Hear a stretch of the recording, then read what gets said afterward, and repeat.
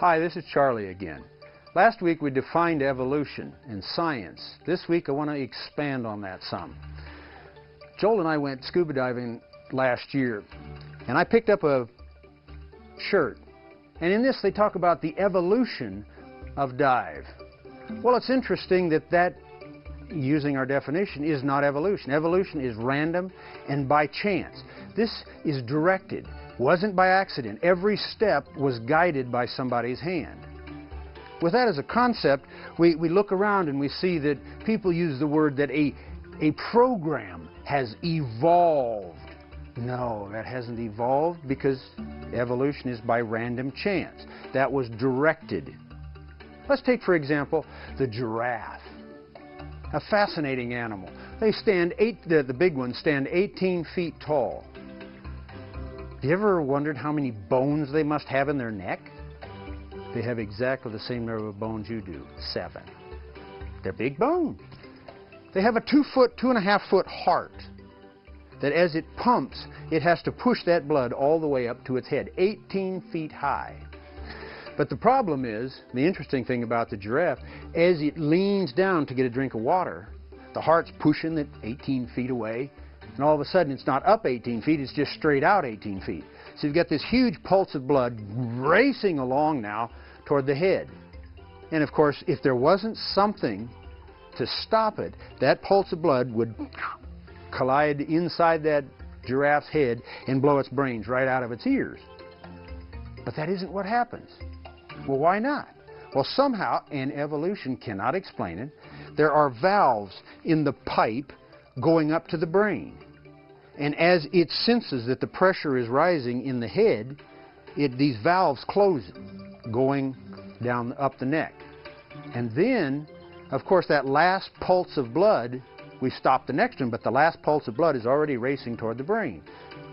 Well, why didn't it blow the brain up? Well, interestingly, there's a sponge kind of material right under the brain of the giraffe that last pulse is shunted right into that sponge, and it saves that. Well, while that giraffe's taking a drink, it looks out this eye over here, and lo and behold, there comes a lion, and she's really making speed toward him. Well, the giraffe promptly stands up and falls over because there's no blood in its brain, because you've done that. You stand up and you get dizzy. Well, if you're going to stand up to 18 feet, you're going to get dizzy real fast.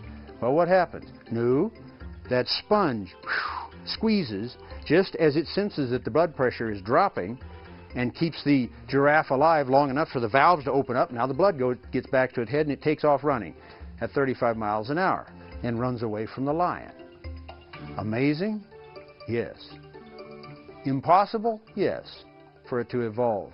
Like we said in the first week, once you eliminate the impossible, what's left, no matter how improbable you think it is, must be the answer. In this case, evolution of the giraffe is impossible. So that means something caused that animal to come into existence.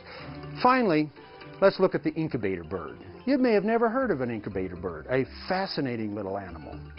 The male incubator bird will pick leaves and grass and all things that would decay like a compost pile, makes this mountain that's 10 foot high and upwards to 50 foot across.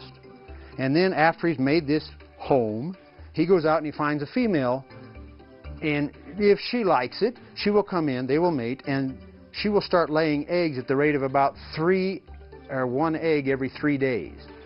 And after about upwards to 7 months, after she's laid some 35 eggs, she will leave with all these eggs planted in there. Now the male spends time going to each egg and making sure the temperature is at 91 degrees. If it gets too warm, the egg is cooked. If it gets too cold, the chick dies. It has to keep the temperature the same, and if it starts getting cold, it piles more compost on top of it. If it starts getting too hot, he takes the compost off so it'll cool down. So now we're left with the question: who told the incubator bird that 91 degrees is the temperature those eggs have to stay at for them to hatch? This is Charlie. Talk to you next time.